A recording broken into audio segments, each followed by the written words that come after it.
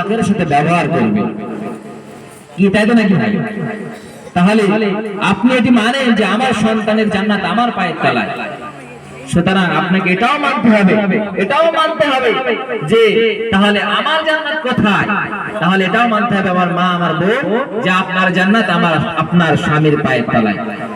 কাল কিয়ামতে যদি পৃথিবীর সমস্ত মানুষ আপনার মাতা আপনার পিতা আপনার ভাই সবাই যদি ক্ষমা করে দেয়, আর এক পাল্লায় পৃথিবীর সমস্ত মানুষ একদিকে সবাই আপনাকে ক্ষমা করে দিয়েছে, গ্রামের সব মানুষ আপনাকে ক্ষমা করে দিয়েছে, আর পৃথিবীর এক সাইডে সমস্ত মানুষ আর এক সাইডে আপনার স্বামী দাঁড়িয়ে আছে।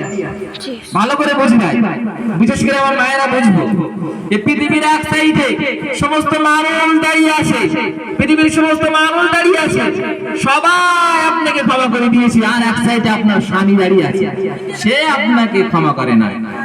তাহলে সমস্ত মানুষ যদি আপনাকে ক্ষমা করে দেয় আর আপনার স্বামী যদি আপনাকে ক্ষমা না করে, আপনি যতক্ষণ পর্যন্ত সে ক্ষমা করবে না ততক্ষণ পর্যন্ত আপনি জান্নাতে প্রবেশ করবেন না। বলেন নাউজুবিল্লাহ। ভাই आवाज नहीं कोई শুনছে কিনা কিছু বলা যাচ্ছে না।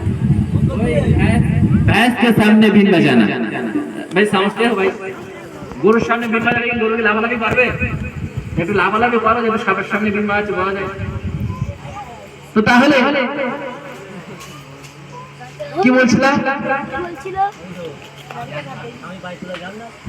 তাহলে যদি পৃথিবীর এক সাইডে সমস্ত মানুষ দাঁড়িয়ে থাকে তারা সবাই ক্ষমা করলে, আর স্বামী যদি এক সাইডে থাকে, স্বামী যদি ক্ষমা না করে, তাহলে ওই মেয়ে ওই মহিলা কখনোই জান্নাতে প্রবেশ করতে পারবে? হ্যাঁ, পারবে না। প্রিয় ভাই, বিশেষ করে আমার মায়েদের বলবো, এই যে দ্বীনি কথা, এই যে দ্বীনের জ্ঞান, এই যে মজলিস, এটি কিন্তু শুধু ভালো লাগার জন্য নাই। কি ভালো লাগার জন্য? এটি ভালো লাগার জন্য নাই। এটি হলো কিছু হুজুরের কাছ থেকে শুনে নিজেকে চেঞ্জ করা, নিজেকে পরিবর্তন করা, নিজের মধ্যে আদল বদল নিয়ে আসা, মানে নিজেকে শুদ্ধ করা, নাকি ভাই? নিজেকে শুদ্ধ করা। এখন যদি আপনি সুন্দর ঢং করে শুনলাম, খুব ভালো লাগলো, কিন্তু নিজের মধ্যে কোনো চেঞ্জ আসলো না, ও সুরের মধ্যে কোনো ফায়দা নাই, বেকার। সুতরাং আমার ভাইয়েরা, তাহলে আমার মায়েরা, তাহলে আমরা বললাম স্বামীর হক আগে, স্বামীর হক।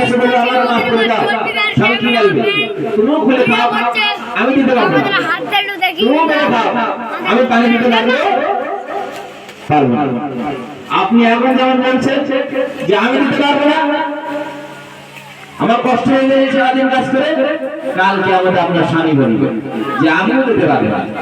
আপনি যেমন ভাবে তাকে সিংহরা দিয়ে ডাকবেন, এখন হয়তো সে ডাকতে পারবে না আপনার ভাই, মানে আপনার সম্মানের খাতিরে, তার সম্মানের খাতিরে হয়তো আপনাকে সিংহরা দিয়ে ডাকতে পারছে না, কিন্তু কখন ডাকবে? কালকে আমাকে আল্লাহর সামনে, সমস্ত মানুষের সামনে আপনাকে বেঁধে দেবে।